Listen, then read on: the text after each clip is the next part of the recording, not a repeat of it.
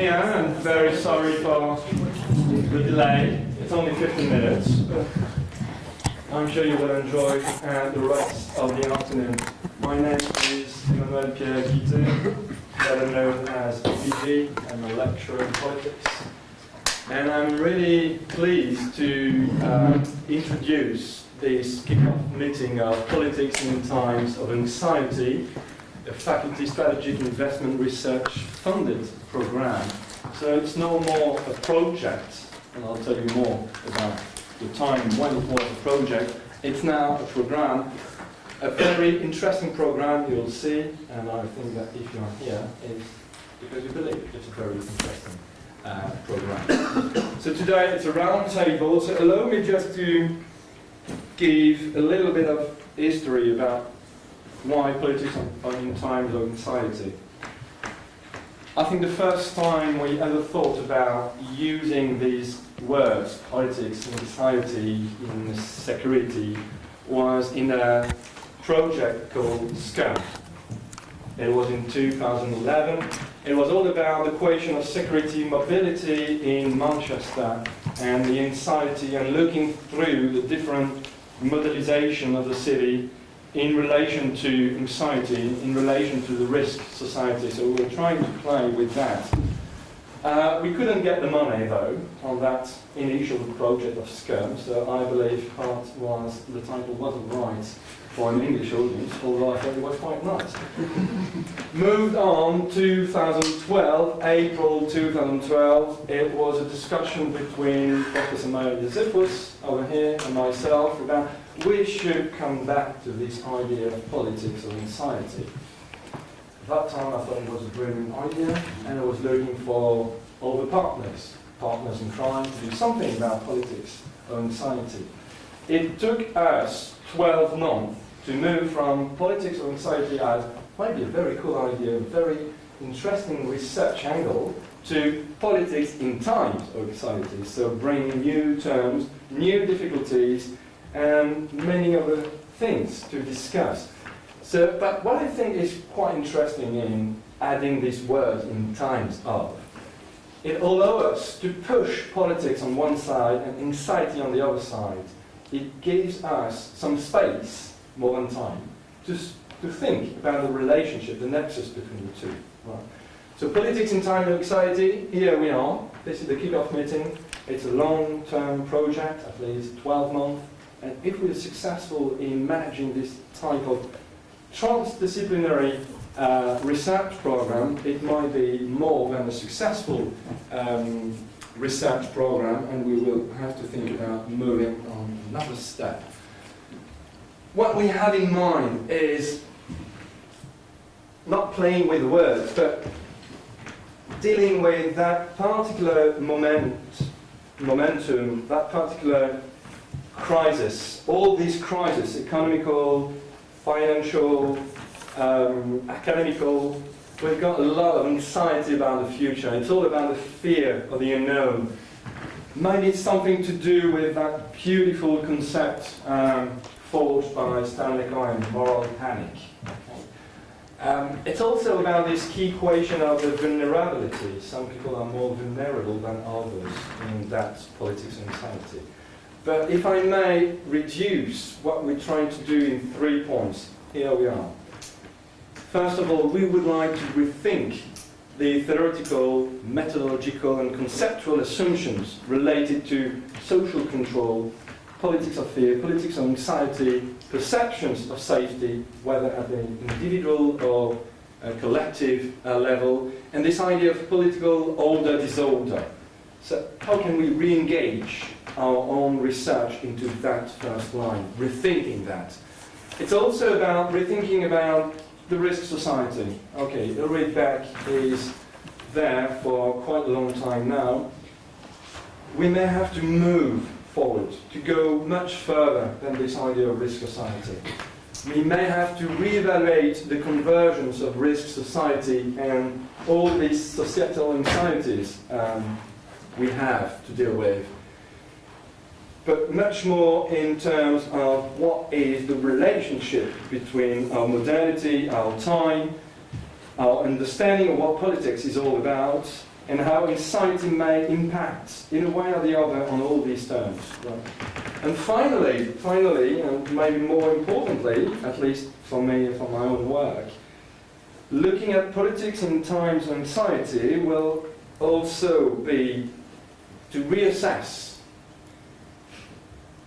when these moments and these discourses of panics, of fear, in relation to an established value system.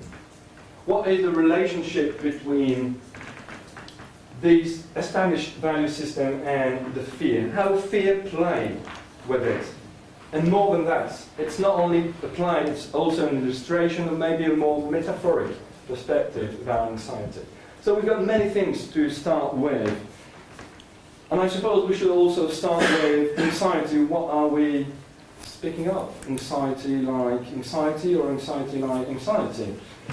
A few minutes ago, one of our colleagues, who will be part of that program, mentioned the translation of anxiety in German. And made a point on the necessity, perhaps, to come back to Heidegger. I think it's always smart when you're a British academic to quote Heidegger. But I think if you want to be smarter, you should go back to the more classics. Well, I'm afraid it's much more than Heidegger. We have to go back to the Greeks and the Roman. So is it ansietas like an ataraxic moment? Is it a kind of tormentum? Is it angustos in Latin, something that is stuck over here? Is it something about we can't do anything, we can't think through because it's stuck? Or is it a kind of more psychological concern about the feeling about the past, present and future? So it will be also for us a possibility to reinvest pop culture. What the zombies can tell us about politics and anxiety. What The Walking Dead can tell us about this politics and anxiety, this idea of contagion, viral zombies, and maybe a critique, a very Marxist, old-fashioned Marxist critique of the capitalistic society. So many things to say about that, and today it's just a kick-off with some very important people here, all around, starting with Professor Jan Parker, from the University of Manchester Institute of Education, if I'm right. Good. At least I got one right. Then Michael Olds won't be there because he was around a couple of minutes ago, but can't be there now. But he will be part of the project. He's a specialist of Carl Schmitt, and he produced a very interesting translation of Carl Schmitt in English. Interesting in different ways. And I use my special English ability, so very interesting. Then we've got Stuart Shields, one of our colleagues, who is also in charge of a different research cluster, the Transpennine Working Group, so more social Marxist group. Is it CSE? So it's very social. It's very social. It is. Very good people. We got Aoileann Ní Mhurchú, or you know her. She's part of politics. She's also a key member of our cluster, Political Horizons. Andrea Zevnik, the cluster convener, and also a member of politics. And we've got Eric Swing-Gadou. Is that correctly pronounced? More or less? Good enough. Good enough. For a French guy, thank you. Also from the University of Manchester, School of Environment and Development, and you are a geographer. Can we say so? You can. Excellent. Welcome on board. This is a project to be. It's a program where we would like you to be involved. And when I say we, I mean the research cluster. And when I say you should be involved, you should be involved too, if you wish. So welcome on board, and thank you for coming. Andrea, the question is yours. Great. Thank you, PG. Well, thanks a lot for this great introduction to the project. As said, today this is kind of the kickoff event for the project, and we're going to start it with a roundtable. Now, I am just the chair for this roundtable. To give you a bit of a background, now I don't really want to present or to tell more about this for individuals that are going to kind of reflect on the topic of anxiety. I think what I would like you is really to learn who they are from their intervention. But from that outline, I think you can get a pretty good idea. So basically, just to give you a little bit of a background, the topic, the key question of the project, as it's set on the slide here, as you can see, is what is at stake when anxiety becomes the driving force of politics? And this is kind of the key question that we would like to address today. However, I did send out to all of the presenters today, kind of a set of 4 questions, really basic questions surrounding around the topics of what is anxiety and how we should understand it. So let's start very, very basic, and then move on to why should we study anxiety now? What is now? What is so pertinent to now? Is this any different from before, or perhaps what we should face in the future? But also, who is the subject of anxiety? Is this a personal, universal, societal phenomena? How to classify anxiety on this kind of on the level of the community or the socio-political in which we live? And finally, should we attempt to manage anxiety? And what are the consequences of managing anxiety? Now, I also said to all 4 of you that you don't have to talk about these questions, so you don't have to address these questions in your 5 to max 10-minute intervention. But perhaps these are some of the questions that you should know about and that we should definitely then turn to or return to in the final discussion. Now, as I'm aware, Eric, you might need to leave a bit early, so instead of going last, maybe you should go second, for example. Would that be all right with everybody present? So, Aoileann, you go third, and Stuart, you can go last. The pleasure of going last. The 2 Marxists cannot go, one after another. I think that's it would be just too much. So, Professor Ian Parker, can I ask you to basically keep this roundtable? Okay, right. Thanks a lot. It's really good to be here. It looks a very interesting project. And although I'm in the Institute of Education, the Institute of Education is my academic base here in Manchester University. Most of the time I work as a psychoanalyst, and so I was asked to come in and talk a little bit about psychoanalysis in relation to this question. But I should say that I'm not fixed on psychoanalysis as the one theoretical framework. There are many other theoretical frameworks that we could bring in.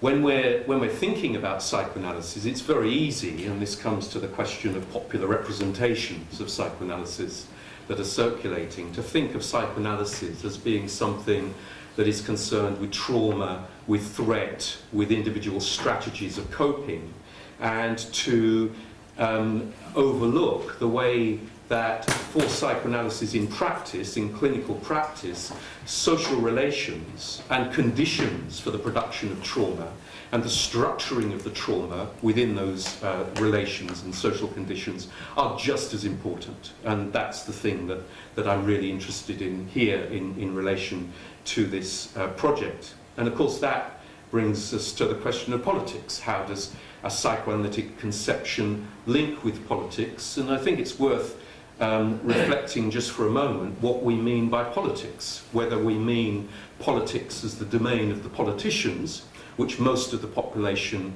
are completely sick of, the bureaucrats who feather their own nests, corrupt, who are simply managing their own lives and with terrible consequences for the rest of the population. Whether we mean political theories of the types that are discussed in academic departments in universities, and there are some very interesting academic theories that we can draw on to make sense of this question, or whether we're talking about political practice, whether we're talking about the connection between interpretation and change. And it's that I'm particularly interested in. I'm interested in that as a psychoanalyst because that's what psychoanalysis is concerned with. It's concerned with the ways in which a description that resonates with the reality actually changes the reality. That's the whole point of psychoanalysis, that the process of being in psychoanalysis is not a neutral description of circumstances, it's a description that actually changes the phenomena as you grasp what is happening. And that's also interesting to me as, oh, you mentioned there's two Marxists here on the panel, well, also as a Marxist. For me, as a Marxist, that's the kind of politics that I'm interested in, the kind of description that actually brings about change in the very process of describing the world. So I want to make 6 points about anxiety in that context. And the first is that anxiety is one of the most peculiar of affects. Unlike the other emotions, which we're able to pin onto certain sets of feelings that we can identify, fear, for example, anxiety does not seem to have an object. We can be frightened of something and know what it is that we're afraid of, but with anxiety, there's something very enigmatic about it. We can feel the anxiety, but not know exactly what it is that's causing it. And that makes it very productive when we're thinking about its political effects. The second point is that as we push away any kind of understanding of anxiety, the anxiety tends to get worse. That is, the process of protection actually defeats us and launches us into a more intense spiral of anxiety. In other words, the defences that we use fail. And again, it's one of the insights of psychoanalysis, that the defences that we use do fail and they take form as symptoms. The failure of the defence is a symptom that we then have to analyse and understand what it is that is being pushed away. The third and the fourth point that I want to make concerns the different varieties of psychoanalysis. Because psychoanalysis is a very broad field of inquiry, theory, practice, with lots of different strands of theoretical work. And I think in a project of this kind, it's worth thinking about the different forms of psychoanalysis that there are. I want to mention just two for now. There's a very influential strand of psychoanalysis in the British tradition of psychoanalysis, which is concerned with institutional defences, concerned with the ways in which not only is the anxiety unconscious, but the defences that we use to protect ourselves against that anxiety are also unconscious. Very, very interesting analysis conducted by Isabel Mingis-Lythe back in the 1950s, 1960s, for example, of the ways in which social systems work as forms of defence, which also increase the anxiety and which also fail. And in Isabel Mingis-Lythe's study, it was a study of a hospital where forms of defence would include things like referring to the liver in bed 10. That is, objectifying the disease as a way of pushing away the anxiety about death, or waking people up to give them their sleeping pills, because you have to follow certain kinds of procedures, and it's only when you follow those procedures that you feel comfortable and secure in the face of the anxiety-provoking situations that you work in.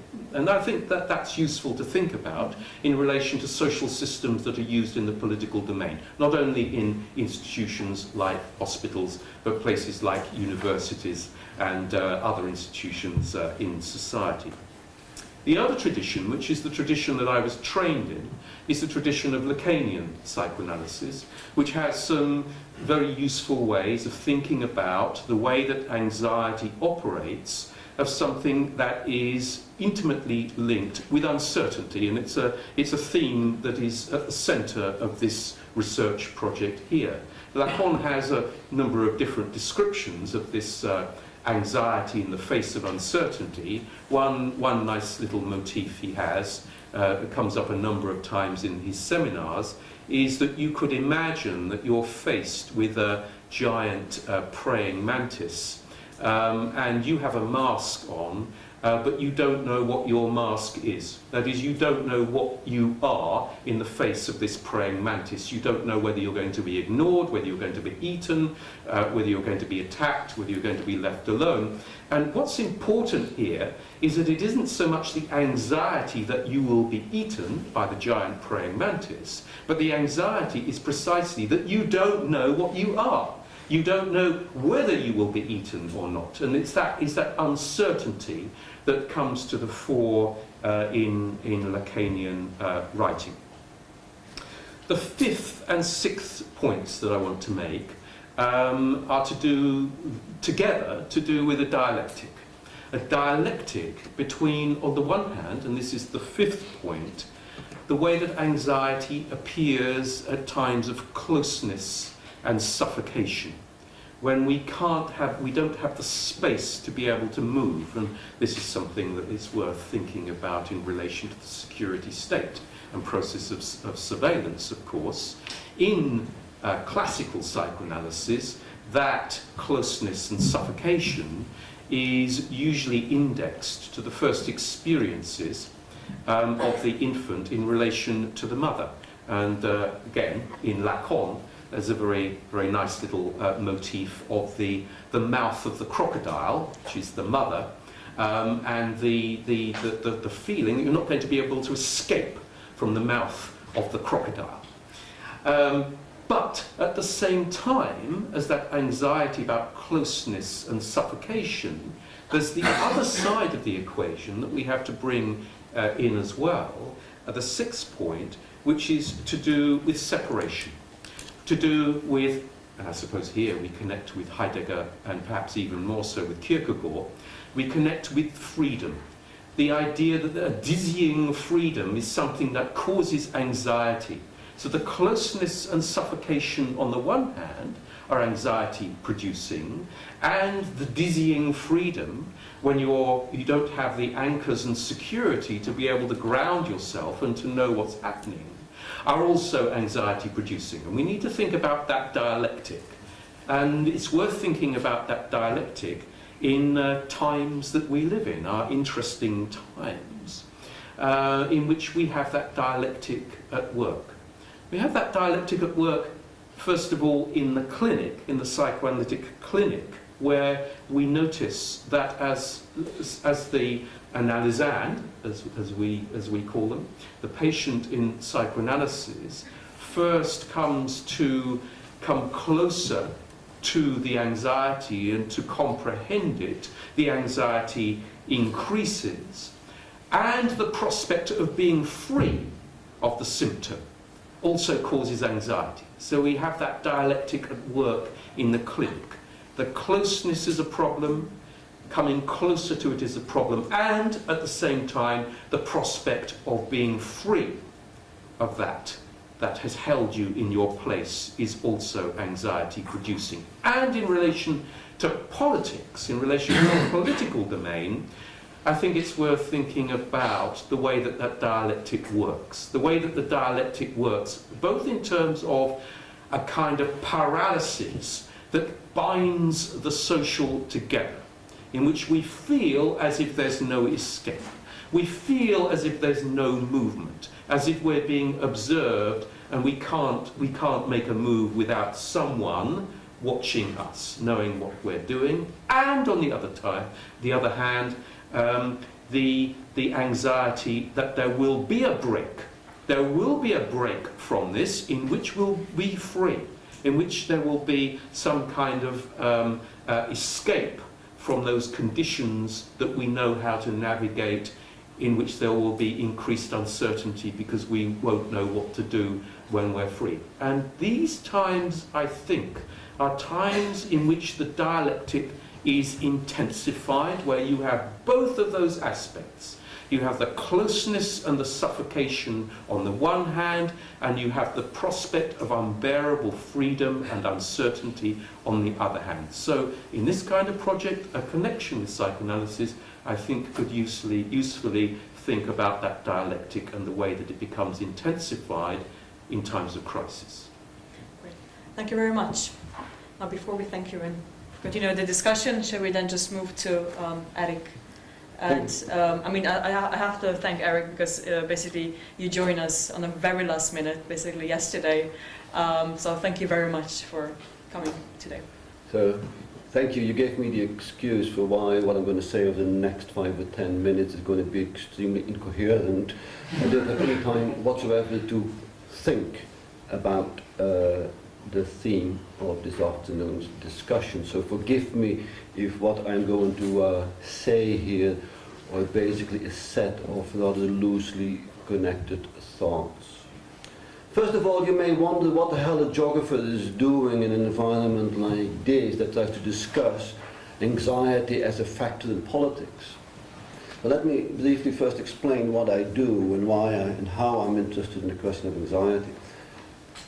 Some of you may have seen last Friday the new IPCC report on climate change, the 5th-year promise of pending disaster that is hanging over our heads, whereby the nurturing, the quite effective, in a variety of ways, I'll come back to that, nurturing of fear and anxiety is one of the key structuring forces that saturates the debate on climate change and the environmental predicament that we're in, etc., and is being used quite effectively in a variety of ways in the present political configuration. So that explains why I, as a geographer, are interested in the uses of anxiety in questions of environmental politics. The second domain I'm interested in is the city. One in particular, the politicized city. And over the past few years, since the magical year 2011, remember after the self-immolation of this Tunisian boy, the world cities have been characterized by extraordinary outbursts of new forms of political manifestations, insurrectional activities, where also elements of fear came articulated with it. Remember how when 2 years ago, I think it was 2 years ago, when Manchester was on fire, how eloquently and effectively Cameron mobilized fear to warn for the pending disintegration of the social order if we were to allow these kind of anarchic outbursts of violence to continue. So this is the second reason why I'm interested in it. Me Too comes from a slightly psychoanalytic perspective, not from the clinical perspective that Ian is interested in, but I think that in the Lacanian interpretation and the way in which it has been mobilized over the past 2 decades now in what is now called post-foundational political theory, people like Jean-Luc Nancy, Lacour-Labarthe, Zizek, Rancière, Badiou, offers interesting insights into the excavation of the political predicament that we're in, one that I think it is very much structured by the management of fear. So this is a sort of proviso. Just to quickly try to answer some of the questions that that Andrea sent around. First of all, we should not forget the extraordinary fascination that we all have with fear and anxiety. Anxiety as enjoyment. We can't get enough. We can't get enough of a fascination with a possible disintegration of the real as we know it, or as it appears to us. I've been reading this wonderful little book on Combined and Uneven Apocalypse, where indeed a kind of fascination with zombie culture and dystopian pop culture in movies is analyzed in quite interesting ways. How often have you not seen LA disappear, collapse as a result of this intrusion of the real? Earthquakes, tsunamis, zombies, viruses, aliens, you name it, endless times, and we can't get enough of it. We can't get enough of images of scorched land, disintegrating icebergs as a result of climate change, with a bit of luck with the kind of sounds that come with disintegrating icebergs. How do they sound? I do not know. I only know that through YouTube images. I've never actually seen it, but apparently they make a lot of noise when yes, when they collapse, and we can't get enough of it. So I think it's extremely important to think through anxiety, fear as a factor of enjoyment, which in turn then might help us to make sense of why it is that fear, anxiety as a factor can be mobilized under certain historical circumstances in such effective ways as we know. So for me, anxiety is the fear for the disintegration of the symbolic order. A fear of the disintegration of the symbolic order, and this comes from a certain interpretation of the Lacanian legacy, that is ignited through some sort of unexpected intrusion into the real that destabilizes, the coordinates. So that's where, for me, the whole kernel, the desire, the anxiety, the fear for what? The answer to the question, what are we afraid of? Is the fear for the disintegration of the symbolic order, the way in which we understand, comprehend, mediate our relationship with this unknown thing out there. This unknown thing out there, the real, which always does strange things, unexpected things. Things with which we have often nothing to do. Think of an earthquake. Think of a comet coming down. Now, with climate change, we can say, oh, it's our fault. But the real operation, all sorts of them, and we are scared shitless of that. This is precisely what I think in psychoanalytic theory is defined as trauma, and the real intervenes and disturbs the symbolic order that we're in. So that is for me where the whole kernel of anxiety resides, around the symbolic order. Why does it matter, and why does it matter today? I think it has to do with a particular, I would argue, with a particular nurturing, the management of fear today. In one of the questions on my paper here, it says, should we manage fear? That's a normative question, should we? I think this is posing the wrong question, as it were. Fear is already managed. And it's already managed in highly effective sort of ways. I'll come back to that. I would argue, together with many others, that the management, the nurturing, the cultivation of fear is one, among others, key tropes, dispositives through which what I and others have called the process of depoliticization or post-depoliticization and the further deepening of what some have called a post-democratic, if not autocratic, political configuration. It's precisely therein that I think that the power of studying anxiety resides with respect to the diagnosis of the present political predicament that we're in. So what are the sort of, in the Lacanian term, again now I know who Professor Parker is, I read his fantastic book on Zizek's Politics, and I now see the face to the book. Happy to meet you. Well, for me, the key sort of what Lacan called objectives, or around which fear today is articulated. The fear of disintegration of the real that might have traumatic effects by destabilizing the symbolic order that we're in. For me, there are four key tropes. That is, first, the environmental catastrophe. The environmental catastrophe that is announced day after day again as a promise. As a promise. Yes? We are not yet living in the climatic apocalypse, the disintegration of civilization as we know it. It's a promise. It's a promise forever delayed, of course. That's one.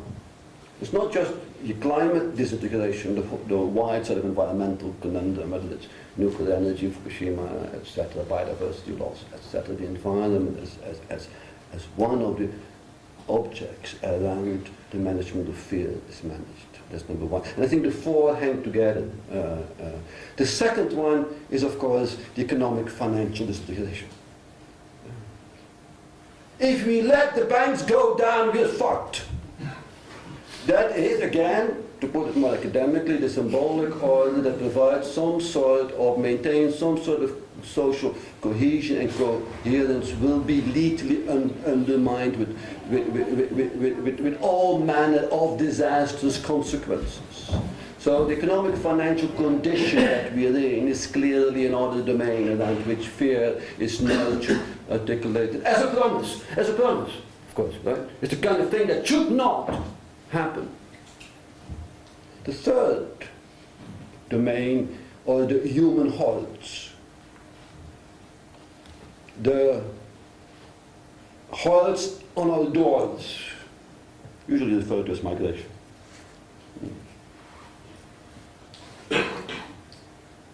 The dangerous order that stands on our doorsteps, and of course partly structured by the promise of the environmental collapse, as well as the promise of economic financial collapse, which will further exacerbate.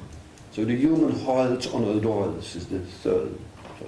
And the fourth one is, of course, terrorist violence of a variety of kinds, of which usually political Islam is foregrounded, but it's only one among many forms of terrorist violence, ranging also from the kind of violent outbursts in urban revolts, etc., and a manner of all. The kind of forms of subjective violence of those who decide, we have enough of this, we're going to act violently now. So these are the sort of, for me, four key tropes around which anxiety is nurtured, managed, etc. The question now is, who does it? Who does that? Who are the agents of that nurturing? And again, I think that Lacan comes in helpfully up to a point. That if we consider his perspective on the four discourses, first the master discourse, with that argument that we made over the past 20 years of disintegration of the master discourse, I agree with that up to a point, but at the same time we see a desperate attempt at the reenactment of a master's discourse. Let me give you the example here of someone who stands as a stand-in for the attempt to construct such a master discourse. Is Al Gore. An Inconvenient Truth, you may have seen the DVD documentary, read the book, where he says, we are in clear and present danger. It's not 5 to 12, it's 5 past 12. It's a disaster looming around the corner, but he says, do not worry. Home security is in good hands. We, the elites, have or can or capable and will develop the techno-managerial dispositives to postpone forever the disintegration. And we can see similar arguments made on the financial economic crisis, etc., the refugee crisis, and violence. So that's the master discourse. That is sustained in certain ways by the discourse at university.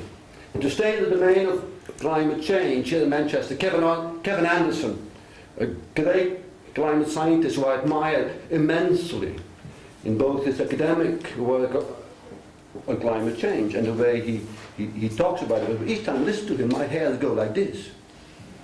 Right? Precisely. So there's nothing we can do. 4 degrees increase in temperature over the next 50, 60 years is inevitable. Fits nicely with this master discourse of the political elite to say, yes, but we can, and we will. The third one that sustains that too is the discourse of hysteric.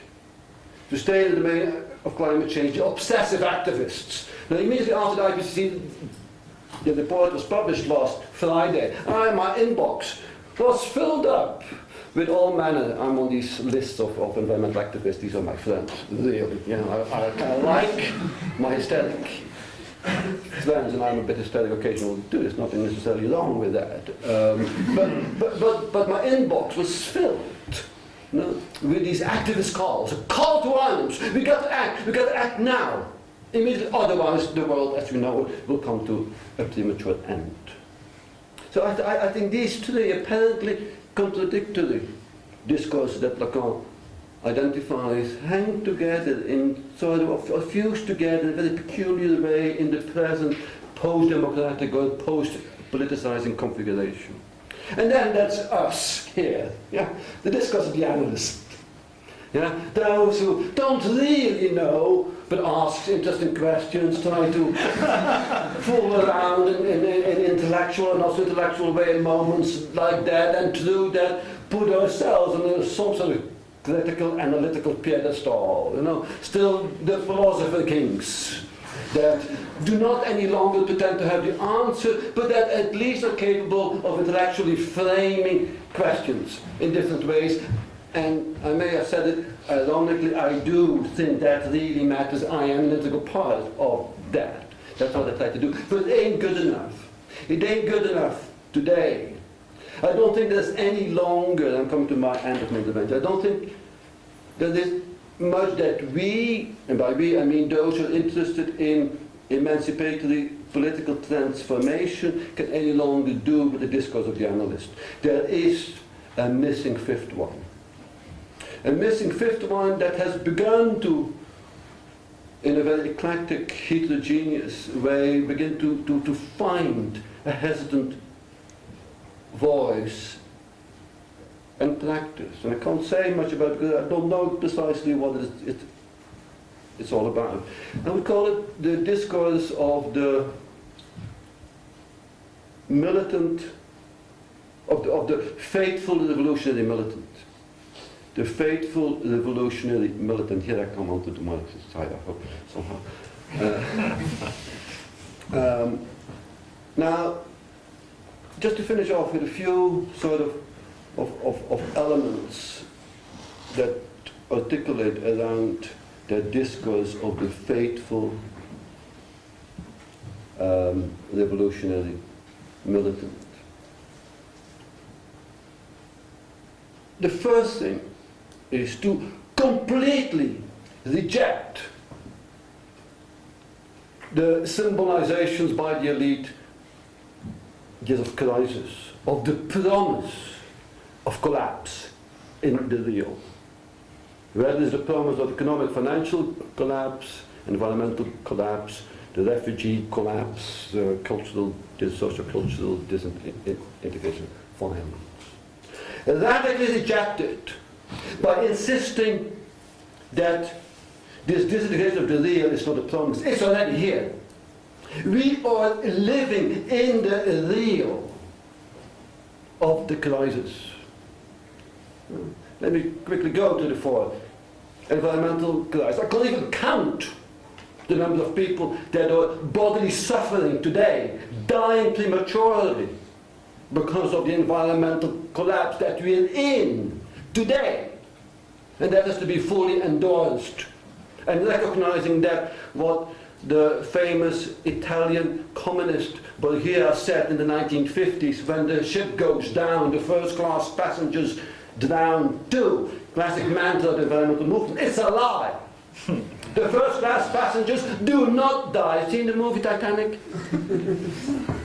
So you have to fully endorse. If the financial economic system collapses, I do not care. I do not care. Most of the world's population, even less. It has no effect.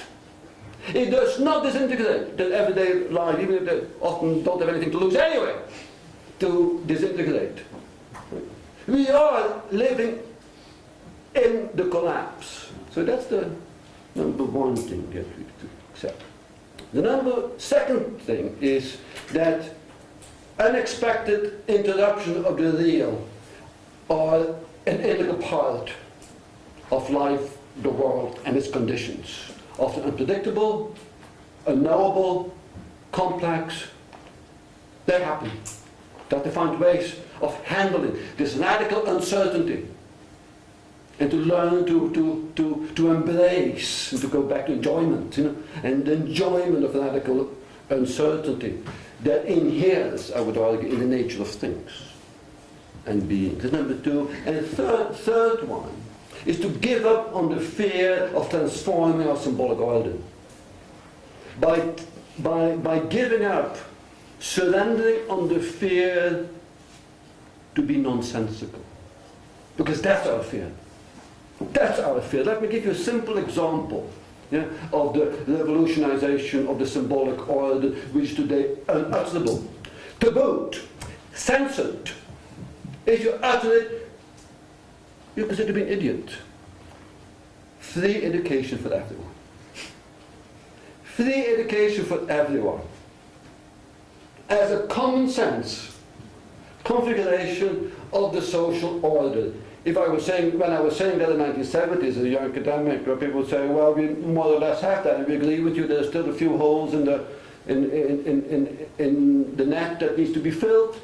Today, you cannot utter it anymore. You cannot even longer utter it in the spaces of this campus without being looked at as either some sort of dinosaur who has forgotten that the 20th century is forever gone, or as some sort of naive idiot who has surrendered thinking. And that is precisely where fear for us around here has to be turned into intellectual courage. To try to symbolize what is nonsensical, what is unacceptable, into the sensible, as Jacques Rossier would call it, into the self-evident.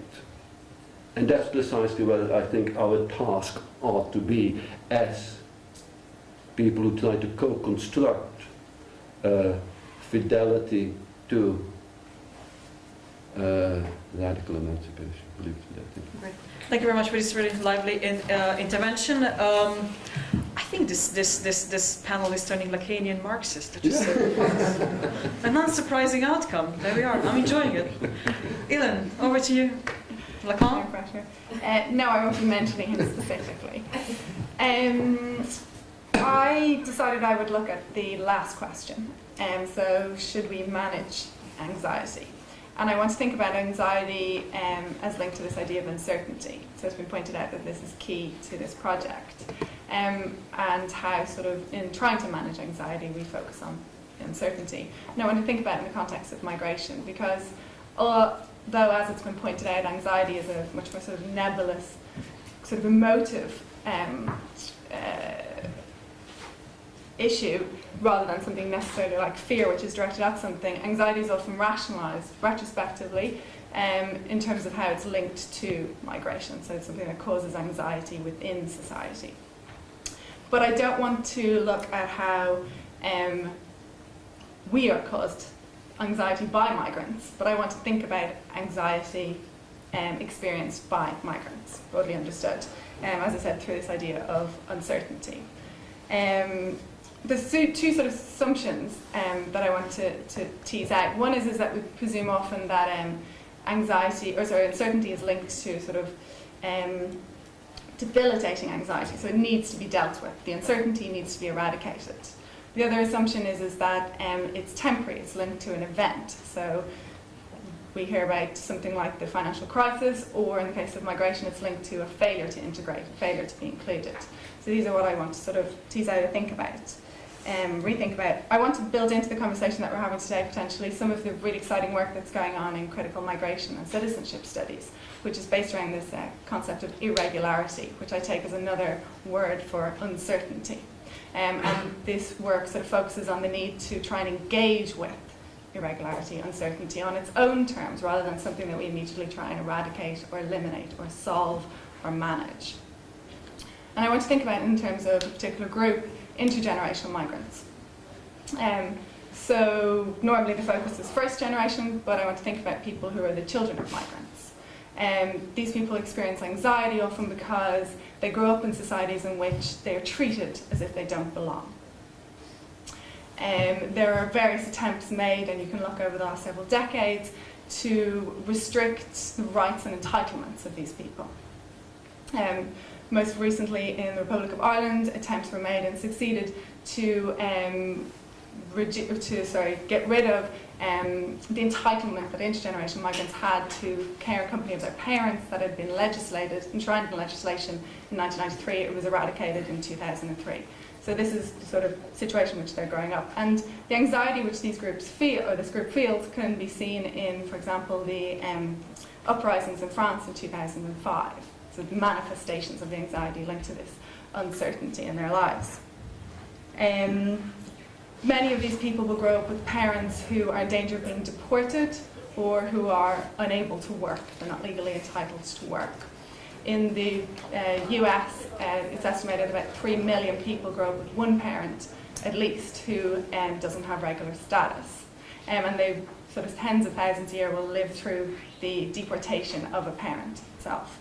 And so what you have is people who are, by large, citizens of the countries that they're growing up in, but they are caught between being recognised as citizens and also being treated as outsiders. So not just second-class types of citizens, but they're actually identified as not being of that community, of being types of outsiders. Their right to belong is questioned. So the reaction often in the literature to sort of seeing these situations is to try and think, well, how can we manage it? How can we eradicate it? How can we deal with this uncertainty, sort of reducing the anxiety and sort of solve the problem? What this fails to sort of enable us to engage with, although the same literature admits that it's also a problem, is this fact that dealing with this, so changing state practices, for example, regularising people who are in danger of being deported, it simply moves borders to different places in society. So we have a proliferation of borders rather than dealing with the sort of issue of the borders. So some people are included and other borders are re-entrenched in different ways. An example is in the US at the moment, where there's attempts to regularise the status of large groups of migrants, and this is being pushed through Congress in conjunction with increasing restrictions on border control and on defining who is entitled to naturalisation in the future. So it's very difficult to separate one from the other. In trying to include some people, then other sort of exclusions are entrenched in society. So I think that this is one of the problems, is because we ignore how the irregularity is part of people's lives on an everyday basis, rather than a temporary event or incident or situation that we can deal with by moving the border slightly further out or by allowing people to become citizens. We ignore the fact that a lot of these people are citizens and that irregularity is part of their lives. The other thing is that what's going on here, I don't think, is an issue of balancing the politics of migration with the politics of control. The politics of mobility with the politics of control, or it's not just about rebalancing that. But as a lot of people have pointed out, it's about trying to understand how it's challenging our understandings of the political community in these situations. So when we focus on how we should manage anxiety for migrants or of migrants, what we do is we focus on us helping them, and we focus on the existing structures that are in place. And what we tend to ignore is that these groups themselves are challenging these existing structures. So for example, the way in which, in a sort of more liberal sense, we are trying to open up citizenship to residency and birthplace rather than just parentage. What people are doing is some are turning away from those sort of more calculative, rational understandings of political community and linking political community, engaging with it through music, through fashion, through food, these sort of more emotive ways of being together and in common. And these don't come into the conversation when we continue to focus on how we can manage migration through the existing structures. Just in terms of as well the subject of anxiety, which is another question which is sort of raised, to think about it, I think certainly in the context of intergenerational migrants, and it raises questions more generally for the subjects of migration, what we have is a split subject. So a subject which is or experiences which are linked to various different combinations, the spatiotemporal combinations across race, gender, positionality, class. And they are, what you have is a subject who's caught in between this tension between a global political economy that encourages mobility and neoliberal practices which restrict mobility as well. This is not a subject that has just walked into this situation, that has crossed over a border. This is a subject that embodies these contradictions within the larger global system. And so when we try and think about actually dealing with the irregularity and including them, what we often ignore is the fact that they embody the limits of the coherent entities that we refer to as France, America, Ireland, so on and so forth.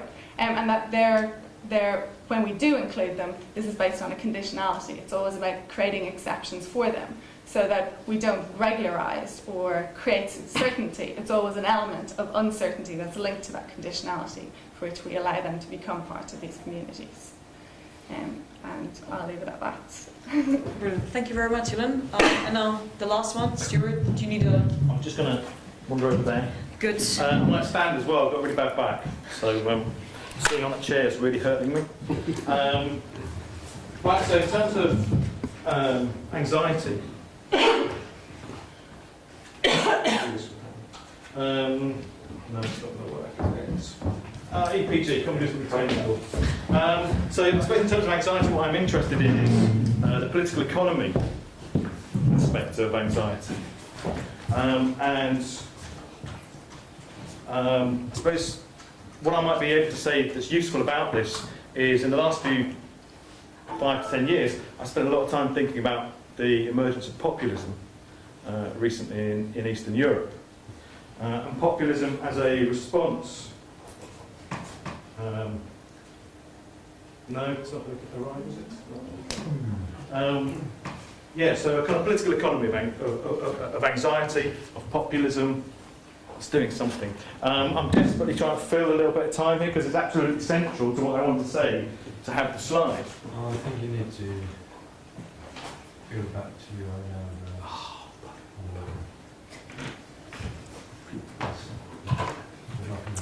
Because otherwise I'm going to have to kind of give you, I don't know, 750 years of Polish history, which I assume you know was really interested in. So populism then, as an expression of anxiety, if you like.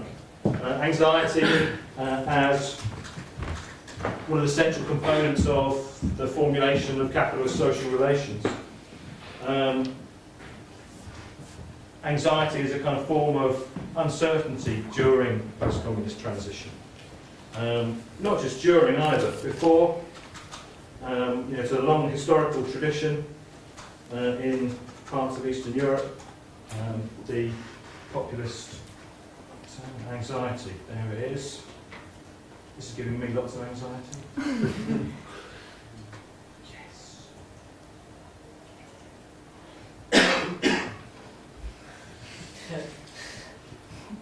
Right, if anyone's seen this before, I do apologise. I thought I'd start off with a picture quiz. Anybody know zombies? No undead or anything like that? Anybody want to try and identify these two? These two gentlemen? And why I'm concerned with them? First on the right is Tinky Winky, who is... sorry? Yes, my right, sorry. On your left, Tinky Winky. On your right, that's Joseph Conrad. Now, what do Tinky Winky and Joseph Conrad have in common? Well, they are the front line of a particularly unpleasant political populist outburst in Poland. Tinky Winky and the rest of the Teletubbies got into an awful lot of trouble, particularly Tinky Winky, because he was accused of promoting homosexuality to impressionable Polish children. Because he carries a handbag. And the BBC had to stop showing the Teletubbies on whichever satellite programme it was for a short period until obviously everyone realised this was absurd. Joseph Conrad was Polish. He fell foul of the populist turn in Poland because he anglicised his name. And he learned English and he wrote in English. And he was removed from the equivalent of the national curriculum during the government that was populated by these gentlemen. If I give you kind of a sense of who these four are, then it will give you a kind of sense of the kind of policies that they're interested in. On my far right, not on your left, but on my far right, that's Rowan Guittet, who was leader of a party called the League of Polish Families. So you can imagine what kind of politics he's interested in. The two in the middle are the Kaczynski twins. Both of them, they were president and prime minister for a period, and they were leader of a party called Law and Justice. So you can probably get a good idea of the kind of thing they're interested in. And the final character here on my left is a guy called Andrea, who was leader of a party called Self-Defense. A kind of rural, petty bourgeois type family. These three were the kind of main parties in a coalition government from 2005 to 2007. Why I think I'm particularly interested in this and how I think it talks to some of the issues that we've raised here is that the populist turn is a kind of fantastic manifestation of that anxiety. I've been a bit unfair to Poland, I suppose, as well. I should apologise to Poland. I don't want to suggest for 1 minute that anxiety, populism, or the new right is somehow exclusive to Eastern Europe. I was looking at the newspaper this morning, and I just came up with mentions of Norway, Berlusconi in Italy, Marine Le Pen in France, and of course our jolly old UKIP in the UK. So I think populism, as an expression of anxiety, is just as relevant to West as Eastern Europe, and I'm sure it's also prevalent throughout the rest of the world as well. I don't want to be particularly focused on Europe. I have 3 kind of points to make, and then some kind of conclusions in the 4 minutes left to me. My starting point to think about this, I think it draws on some of the kind of comments earlier, although I'm not a Lacanian of any description, is to start with Gramsci. And Gramsci's kind of work on the construction of bourgeois hegemony in Italy. And how Gramsci's kind of key kind of intervention really is this relationship between consensus and coercion and consent. Actually, as the others were speaking, I kind of thought anxiety fits into that really nicely, doesn't it? Anxiety is a kind of classic kind of strategy almost for building consensus. And it fits really nicely as a kind of almost a via media between coercion and consent. And certainly, I think it works as kind of politics of changing realities. So in that sense, I think it works really nicely. So I don't feel quite as marginalised as I thought I might be when I accepted the invitation. I thought I was going to be the kind of Marxist who got kicking every now and again. Where does this come in terms of post-communist transition? How might that be applicable to Western Europe and other parts of the world as much as to the East? I think the key for me to start thinking about this is that as the new form of capitalism or emerging form of neoliberalisation that we're moving into since the so-called global financial crisis, with kind of really massive academic scarequotes around global financial crisis. I think what we're witnessing is a period where, rather than resisting and offering an alternative to neoliberalism, what we're seeing is it becoming intensified. And anxiety seems to me to be a kind of key strategy in that intensification. And vice versa, it kind of works as a kind of dialectic, for sure. So for me, I think what we're seeing is a sense that competitiveness and the social relations of competitiveness are becoming the iron hand of determination. And that determination is constructing a particular type of anxiety relevant to East and West. Poles, here, the 4 of them, the 2 of them are dead now, actually. I don't know whether that's significant. There are quite an interesting response. From 1989 onwards, Solidarity, which has been the kind of major dissident group in Poland, has become overwhelmingly conformist. The neoliberals in Poland and throughout Eastern Europe were the former dissidents. Until groups like this started emerging, who responded to the more excessive side of post-communist transition and the building of capital in Eastern Europe.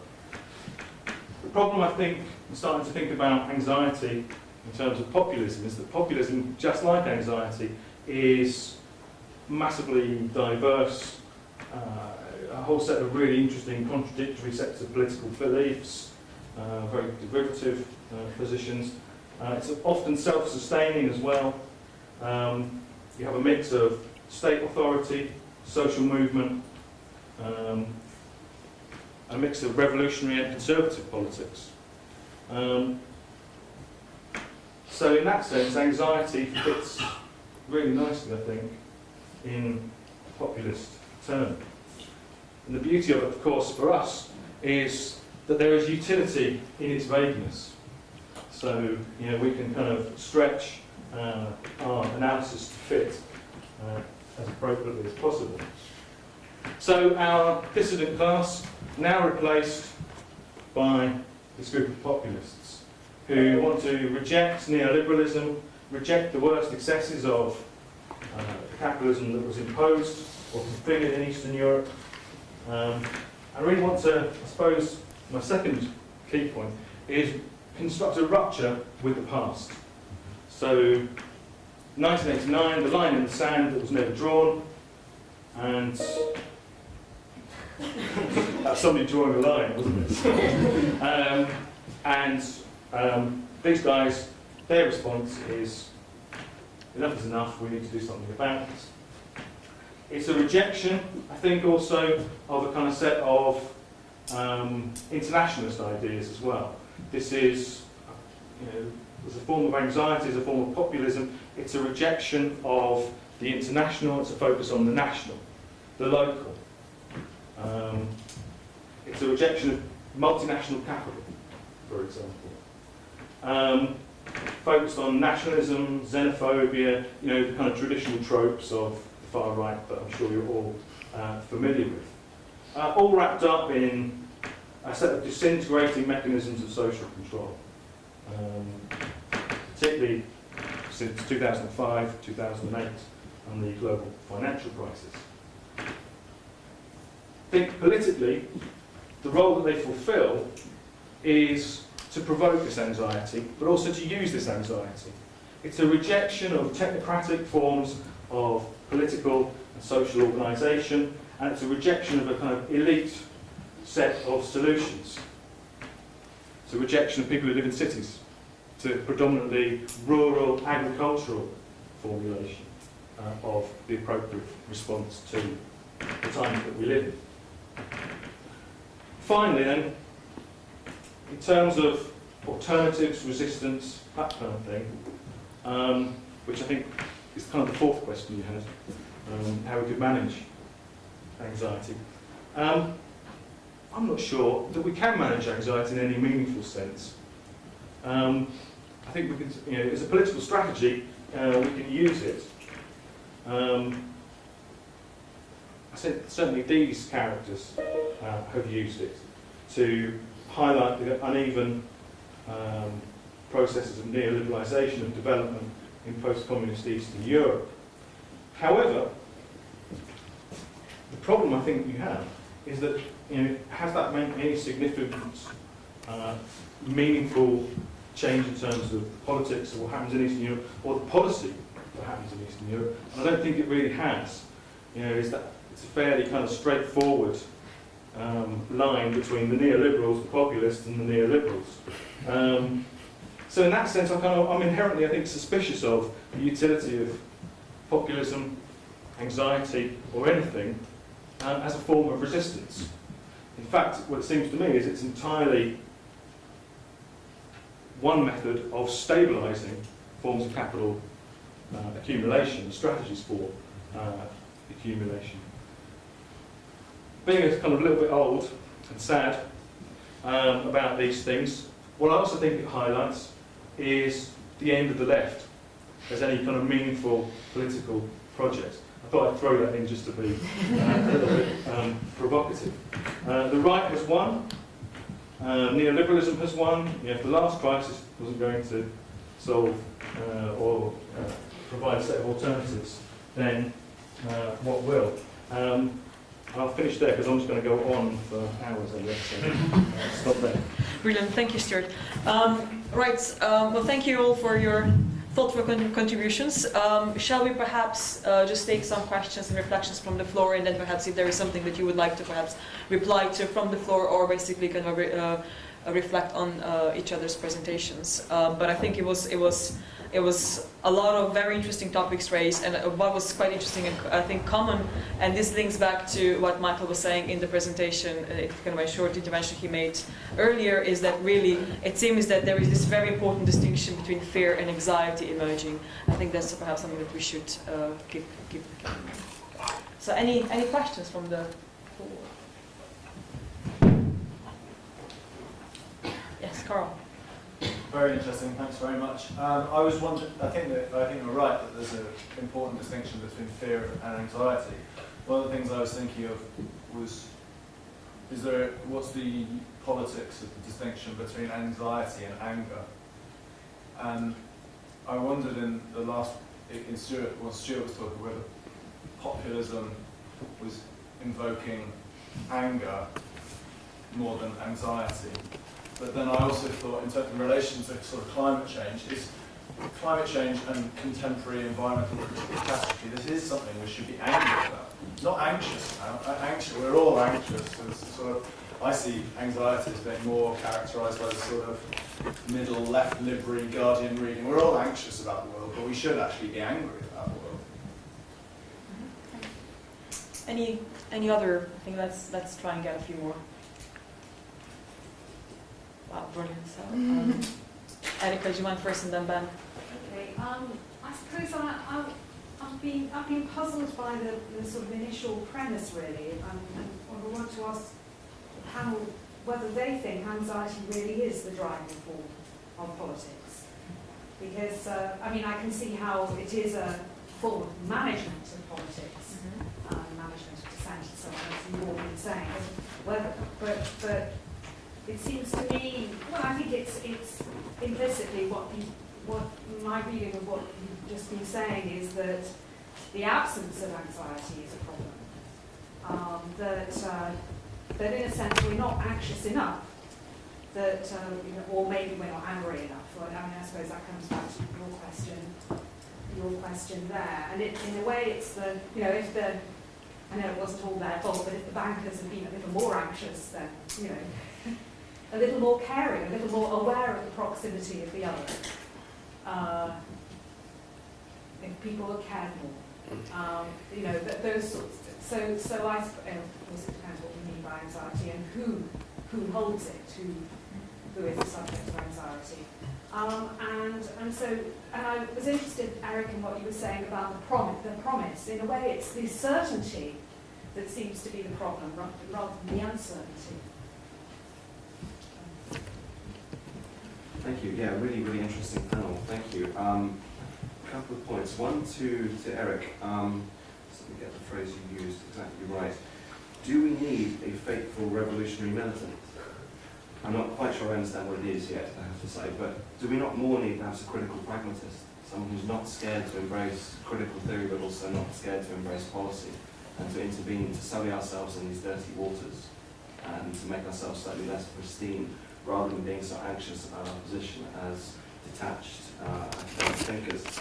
To Aoileann, forgive me if I misunderstood something, but in saying that we should actually sort of deal with irregularity as a mode of being, does that not hinder the progress of people who wish to shed their own irregular status and wish to actually join in all the regular circuits, which is a common position taken by migrants who I've interviewed, particularly from Ukraine, either trying to enter or who have entered the European Union, and who by and large would much rather prefer to be quote-unquote regular, and very much buy into the terms of that distinction as it's made.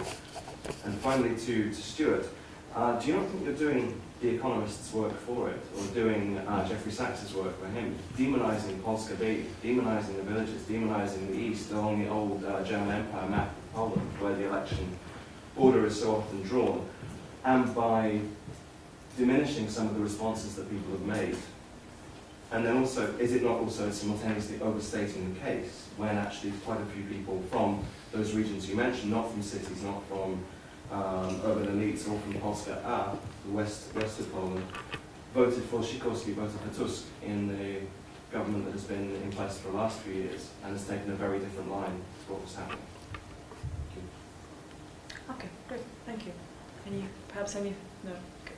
Right, can I just add one more question here, perhaps to you, Ian, because you, at the beginning, you kind of, in your points, you kind of juxtapose these dialectics between kind of these forms of freedom and then kind of feeling oppressed, and with basically with the no way out, and kind of how do you operationalize, or how do you think or manage these two? And I was just wondering, in this context, you kind of invoke the question of hospital and clinic. So to what extent, or how does this translate into the kind of the institutions in which we live in? Is there at all a difference between a university, the government, the state? Is there at all a difference between a clinic and a university, or a government and a state? Or should we consider really this socio-political as one massive idea of a clinic, and quite like a sense? Right. Who would like to start? Oh, well, I'll start. I mean, I think there's a big difference between the clinic and the political realm, and there is a temptation in some of the work of the left theorists, critical theorists and political theorists to try and connect psychoanalysis with Marxism by importing psychoanalytic modes of reasoning into the political realm and using psychoanalysis as if it is some kind of worldview. And Freud was very clear that psychoanalysis is not and should not be a worldview. But when it becomes a worldview, then we have to ask what is happening in the social. How is it that these forms of individualized images of distress, of anxiety, for example, become the modes through which we interpret and experience what politics is? It's a problem rather than a solution. It's sometimes presented as if it is a solution, as if the clinical practice can be expanded to the social and we'll then have a genuinely psychoanalytic political practice. But in reality, the clinic is a very strange, particular place in which someone is able to do something that they aren't able to do in the social, they aren't able to do in politics, and to clarify something about the anxiety that drives them and what the sources of that anxiety might be. So I would draw a strict separation between the clinic and the political, not in order to guarantee the clinic as a non-political space, but precisely in order to contextualize and understand what kind of political space it is.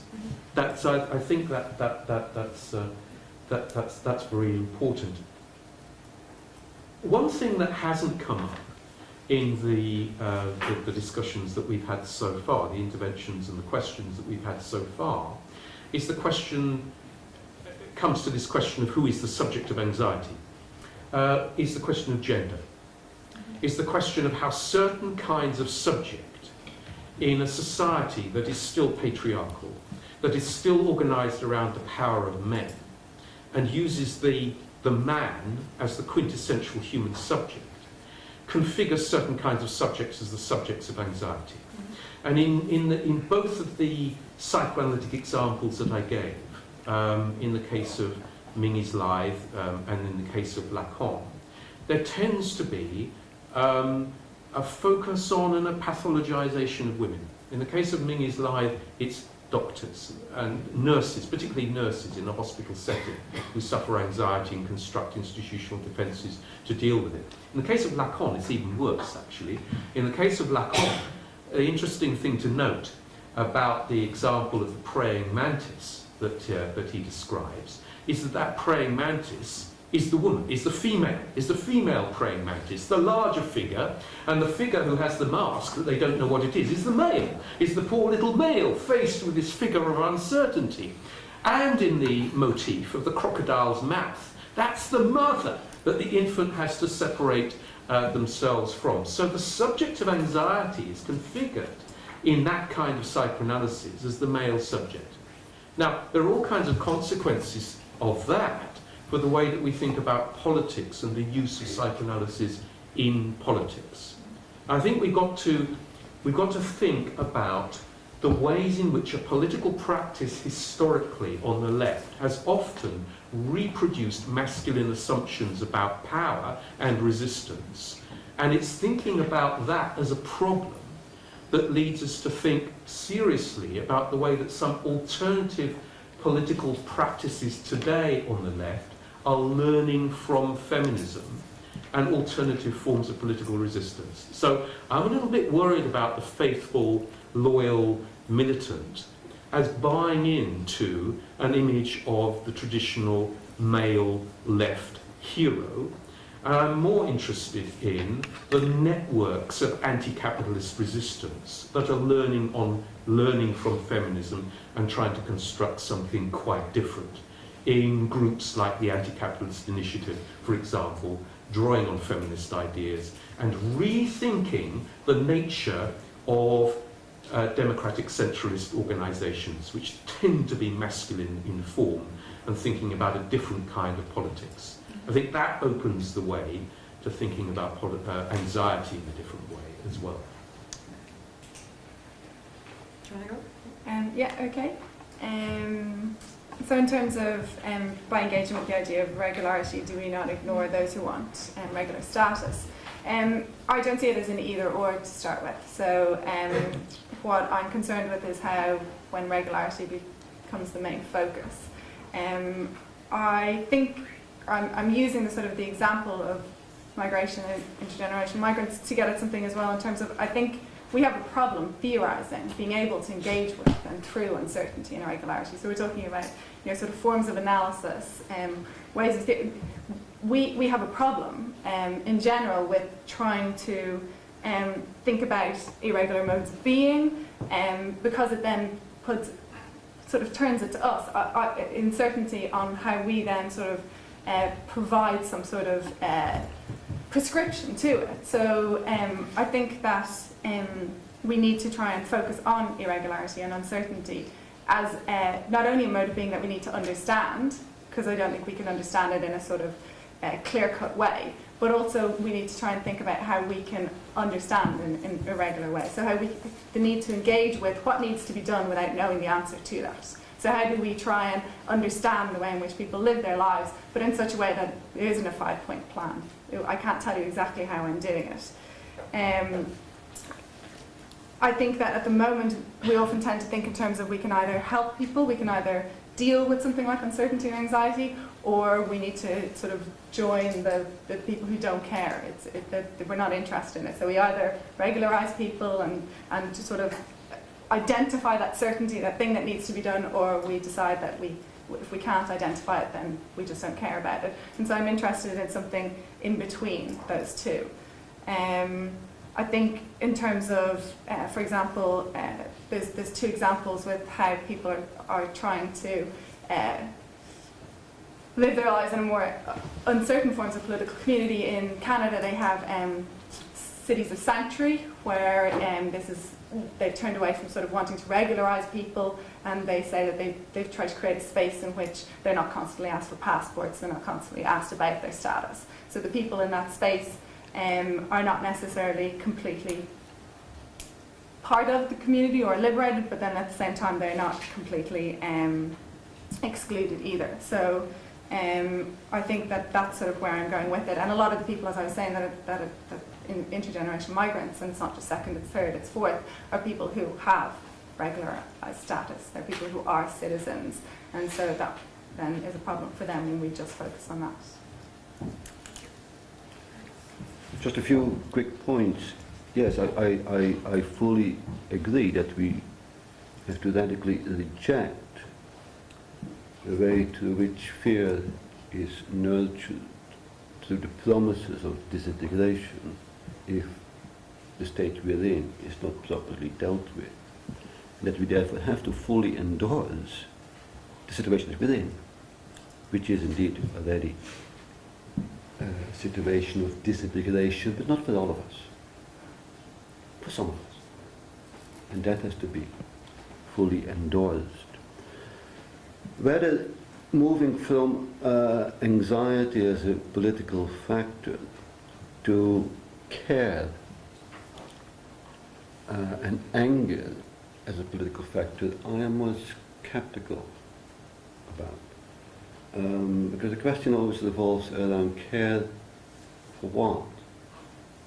Angry over what? I'll give you an example of that. I spent the whole sermon just in Greece. All Greeks are damn angry. Some are anxious.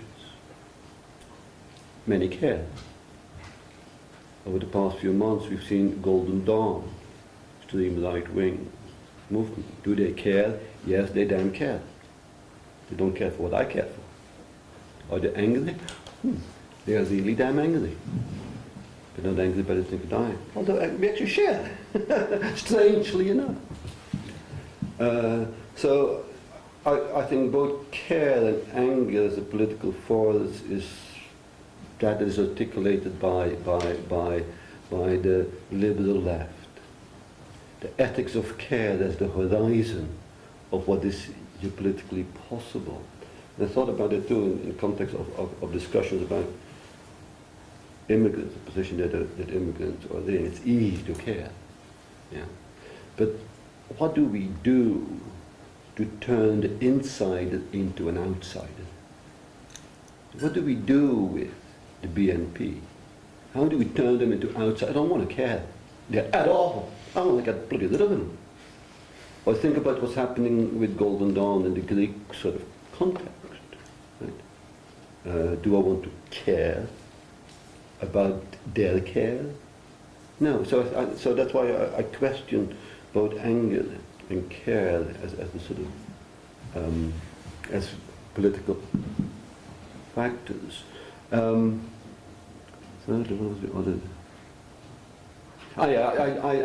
see much more in a politics of courage. I mean, in the context of what Stuart said, I was thinking about the Marxist mid-19th century. Workers of the world, unite, you have nothing to lose. Right? The great courage and hope that was there. Today, of course, lots of people have a lot to lose, so I think they have a lot to lose.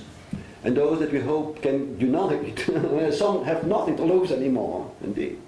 Others have a lot to lose. So what is the courage? So what's the courage to decide on who's in, who's out, where the line is drawn, where we consciously say, I do not want these people here. And then finally, on the question of militant subject, I can see the argument how it might how it might resonate with the sort of masculinist configuration, but I didn't think of it when I was uttering it. I was actually thinking about the feminist movement and how throughout, from the late 19th century throughout the 20th century, the feminist movement was precisely characterized by militant subjects, by fidelity to militant emancipated transformation, and still are. And the same I find today with many of the irregulars, men and women, old and young, who keep on, despite all odds and against all odds, to be militant subjects to egalitarian, emancipatory inclusion and transformation. So I'm not convinced that this necessarily a masculine, but I can see the tensions here. And then finally, I get this notion of militant subject, of course, from Alain Badiou, who keeps on insisting on that, and he keeps in that line too, in that vein too, he keeps on insisting on the irrelevance of us. He literally says there's nothing we, that is those who are militant to a process of emancipatory transformation, there's nothing we can any longer do with critical thought. And that's precisely what we here are trying to do and are claiming we do, and we claim that that thought has political performativity. That what we do here, how we think politically about fear and anxiety as a political factor, matters in getting a bloody left perspective, whatever that may mean today, back on some rails. I'm not any longer convinced that that is the case. It's precisely that sort of articulation between thought here and those who take the act of maintaining fidelity to the military subject, how that can be articulated. That is the sort of question that I am today most interested in, particularly in light of the extraordinary courage that we've seen over the past 3 or 4 years, emerging in so many cities primarily around the world, precisely by that. Return to the thesis on Feuerbach. I suppose I'm kind of, I had a kind of fairly, I don't know, sensible idea of what I was going to say when I was talking about the populist turn and how that might link to anxiety. It's kind of unravelling the more I sit here, and I think that's a good kind of unravelling in that sense. I suppose I'm kind of trying to think about how anxiety might be useful as a political strategy or as a kind of, I don't know, I'm really finding the notion of anxiety, I'm getting anxious about anxiety. That's a terrible line, isn't it? But I suppose what I'm kind of worried about, when was politics not about anxiety? It strikes me as really odd to have suddenly kind of rediscovered or discovered anxiety. And I think that's the kind of question that perhaps we should start thinking about, is why anxiety now? What role is anxiety playing as a form of ideology or a kind of contribution to forms of alienation within this very elastic reproduction of capitalist hegemony, for want of a better phrase. What work is buying into discussions of anxiety rather than anger, perhaps? What is that doing in terms of us being co-opted into this broader hegemonic mainstream? What work should we be doing in terms of our politics and what we can do in terms of constructing, configuring an alternative hegemony, a counter-hegemony, siding with subaltern classes rather than dominant classes. So I'm kind of, I suppose, at the moment quite unsettled by all of these discussions. But I think that is a good thing. I think a lot of the politics of anxiety strikes me as about a kind of a set of gestures. And that's why it works really nicely with the new right and the populists, or maybe it's the other way around, the populists and the new right work really well with anxiety. I think there has to be, part of the politics of it has to be some engagement for us, whoever the us might be, with I don't know, a kind of technocratic mode of governance, whether that's in universities or state management or the global political economy. Because certainly I think my sense is that that's one of the key dividing lines where anxiety is evident as populism, as the new right. And I thought Eric's kind of comment about what do we do about the BNP? I think that's a really important kind of thing to start thinking about. That how do we start configuring a progressive form of populism that isn't just a kind of Miliband-esque, let's put a cap on energy prices. That isn't a kind of easy politics in that sense. And to meaningfully start building a politics of anger rather than of anxiety.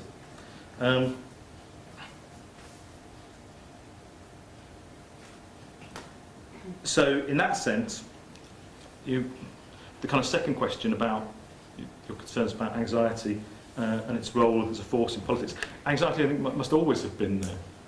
If you kind of think, with my undergraduates, I always kind of trip out, was it Harold Laswell's politics is who gets what, when and where?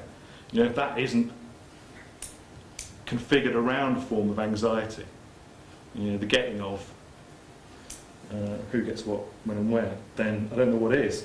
So, I don't know, how useful is anxiety as a way of thinking about contemporary politics?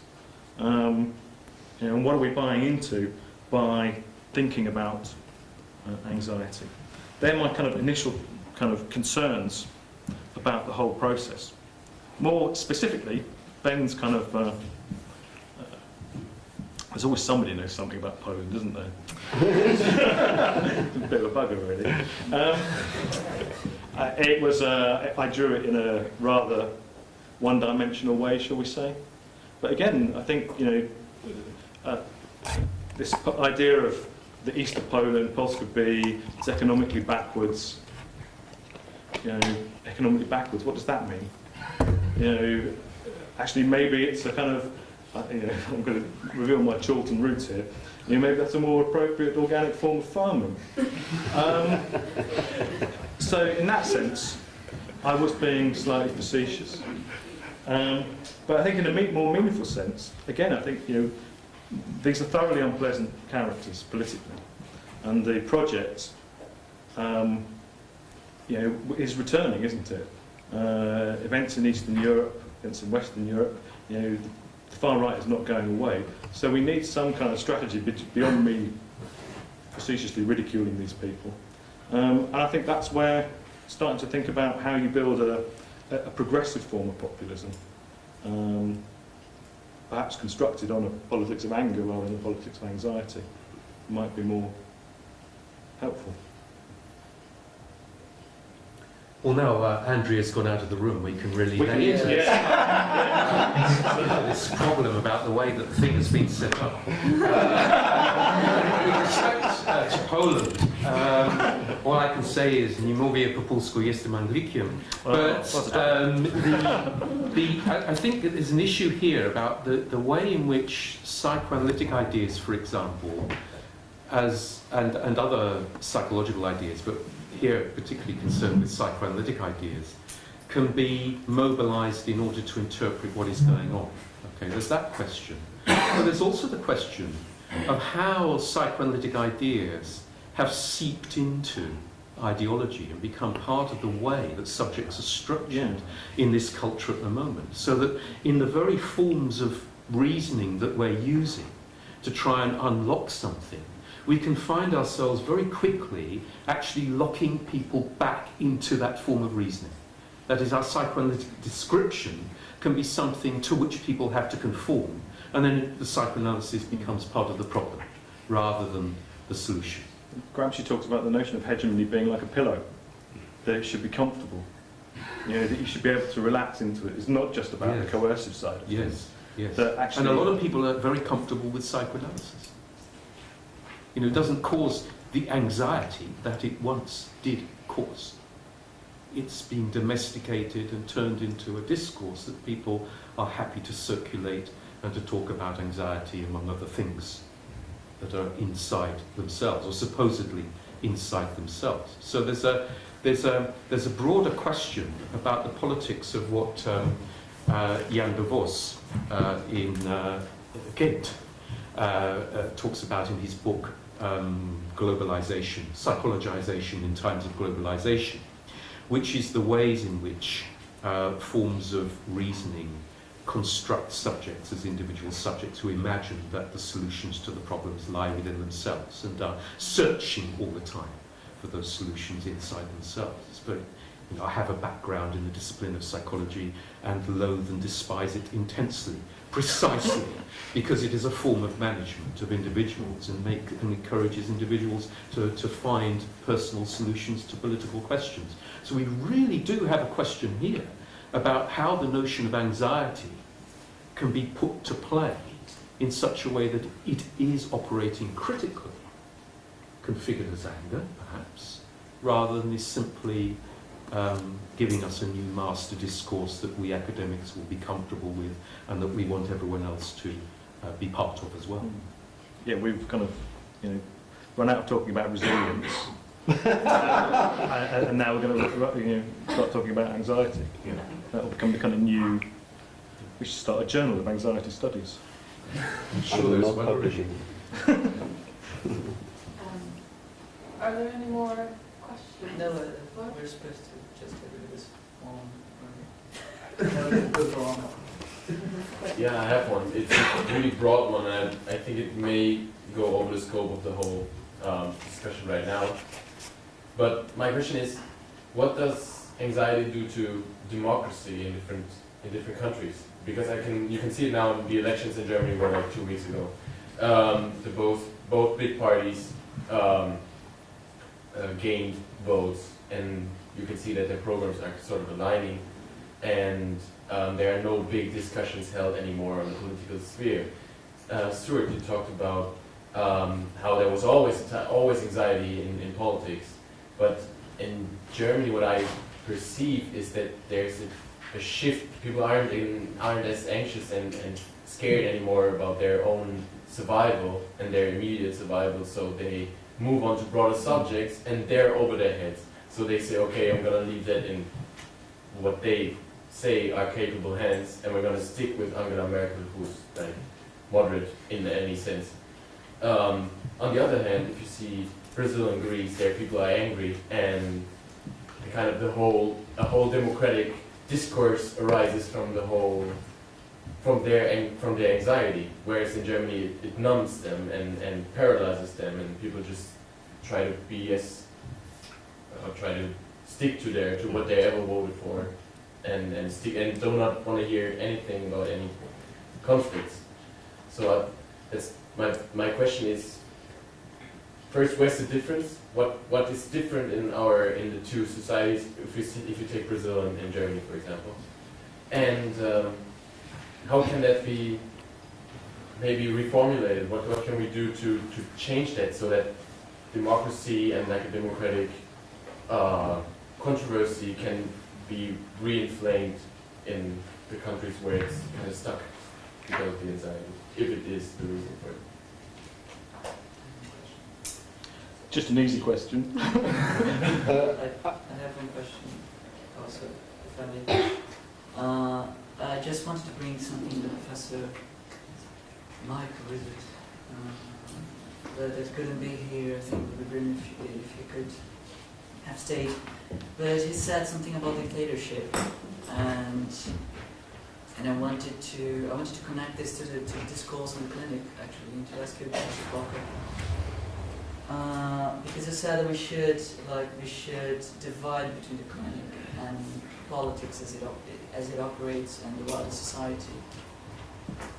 And you mentioned Freud as well, by saying that he himself thought that psychoanalysis shouldn't be conceived as perspective. Notice that he used a different word. Worldview. A worldview, yes, precisely. And yet, I'm not sure. I'm not criticizing this, but I'm just asking why, because Freud brought consistently the image of the censor, right? The censorship to describe precisely this dictatorship of not to describe this functioning, the structure of the unconscious, or what he thought it was the structure of the conscious. He metaphorically described it, bringing the notion of censorship from the Russian government at that time. And I find it interesting because then it connects the clinic to the broader society, right? The clinic as this space that shows us, that can reveal to us, that's able to reveal that we are all censors. We are able to be all censors in ourselves, that we carry out censorship all the time. And that's perhaps why, Stuart, you brought up only, you've been charged of giving one-dimensional view of that, because maybe we're not able to do otherwise. Maybe it's not possible. So what do you think about this view of the clinic? There's this particular locus that reveals this potentiality for dictatorship that lies in every single one of us. I mean, very quickly on this, I think that yes, it's true that Freud often borrows from political metaphors in order to try and describe psychoanalytic processes, that he uses those metaphors, and those metaphors then become part of the way in which we understand ourselves as individuals. And something that betrays, maybe betrays is the right word, but it's something that it shows about the context in which psychoanalysis could develop, that psychoanalysis needed to locate itself within certain kinds of metaphors, including political metaphors. And Freud did that, explicitly drew on political metaphors to describe individual functioning. There is censorship in the Russian state, there is censorship inside each individual. He has many other examples. The image of the ego as like a city-state, in which the forces of defence are directed not only at the outside world to defend the ego, but are also harshly directed at the internal realm as well, no? In order to maintain those defences. Now, I think one way to tackle that, or one way to open that up, that question of the use of those metaphors by Freud to develop psychoanalysis, is to insist that Freud's work did not entail the discovery of an unconscious that was already there, but to use the formulation of Lacan, which is that Freud invented the unconscious. That is, we have to look at the ways in which this system of metaphors were locked together in such a way as to constitute psychoanalysis and the unconscious as certain domains that are important to us as subjects under capitalist society. Not something that was discovered as something always already existing in human beings, but something that is culturally and historically located. That's the way I would understand it. That's the direction of movement that I would see this working in. I could like to say something about the question of Germany. I know preciously little about Brazil, so I'm not going to use that comparison, but what is an interesting comparison is Germany, Belgium, Holland, Denmark, the UK on one hand, and say Greece. Greece is, as far as I know, the only country in Europe where you have a more or less organized and successful left. That's being vilified domestically, where politics of fear is and has been quite successfully mobilized by the Salamas government, supported by Golden Dawn. Golden Dawn had a minister in the Salamas government until a few days ago, when he was sacked after the murders. How much do we know about Syriza? Here in Manchester, if I talk to my left-leaning friends, they all know a lot about Latin America and the Bolivarian alternative, which is great, but a long way from home. And then, when I don't want to bring it home, so to speak, in my own backyard, I say, what about the politics of Syriza, etc., as a potential for some sort of European alternative, you know, however difficult, heterogeneous, the problematic sort of thing is, who? So I think we should pay much greater attention to these germinating forms of emancipatory or radical politics. It is, however difficult, ambiguous they might be. We, as intellectuals, as theoreticians, I can't change anything in Germany. I can't. And I don't know how to do it either. And I don't want to either. But I can, I think, articulate with these emerging movements that I see, where people have moved from anxiety to the courage of putting their lives and bodies on the line, and where we have very little to say or to do, so that we can hope that next time when something like that happens, I'm thinking now the example of both Tunis and Cairo, when we were all shouting, remember in 2010, the Egyptian people are rising up, together with Cameron, we all applauded the democratic moment that was there, which we of course now know was not so much of a democratic moment. It was very rapidly recuperated because we failed dismally to strengthen that side of the movement, the heterogeneous movement that was going on, that was indeed expressive of a democratizing, emancipatory thing, and we have nothing to say about that. So these are the sort of, I see in our city so much insurgent, what I call insurgent militant energy rising, heterogeneous, and we intellectuals have nothing to say about it. We seem to be content, however important that is, don't misunderstand me, we seem to be content by trying to analyze how important it is, the political use of fear and anxiety, which matters. I'm not disputing that, but I don't think it's enough, and certainly in itself has no political performativity, that act.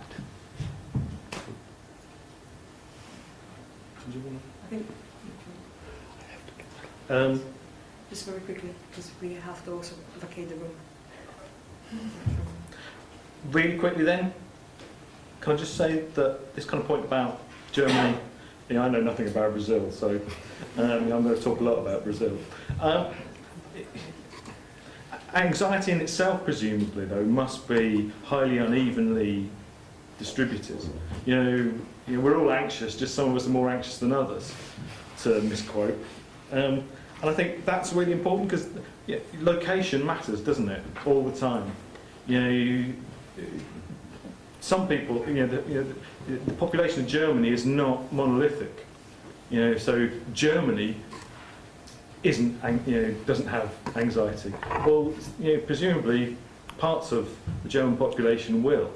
So I think internally, in that sense, within the states, that there's a kind of highly uneven sense of anxiety. And I think that Germany's lack of anxiety that you kind of mentioned earlier probably translates into extreme forms of anxiety in places like Athens, or part of the kind of populist turn in Eastern Europe, particularly in Poland, of course, is kind of articulated around this kind of traditional trope of, the Germans are coming again, they're buying up houses, etc.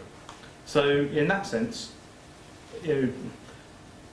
anxieties maybe, rather than just a kind of singular reading of anxiety in that sense. And I'll stop there. Can I just say a final A word, yes. one word? Because Stuart mentioned the importance, the importance of engaging with the techno-managerial configurations of our everyday lives. Let me give a local example to end up. Last year, we here at the university were all forced to become the little aid of the immigration services. Yeah. Remember? Yeah? We have to take absences in our lectures in order to be the unpaid volunteers of the immigration services. I strongly objected to that, and at the time in our staff meeting I suggested just not to do it, to refuse to act, on the basis that that was not part of my obligations, duties and tasks to students, university and the scholarly community. Everyone around me was utterly stunned by the suggestion that a refusal to act could be contemplated. I could smell the fear in the air. It's a interesting thought at the end, because I thought, what would happen to me if I said, no, I'm not going to do this, I'm sorry. You're going to fire me? Well, they can have a go. They can have a go. There are plenty of universities in the world. Great. On this note, thank you very much. I think this has been a really thoughtful and provoking discussion, and certainly it helps us to kind of frame the project and take the project further. So, can I ask you to really join me in thanking our great panel, and then also thank you very much for coming and contributing to this debate.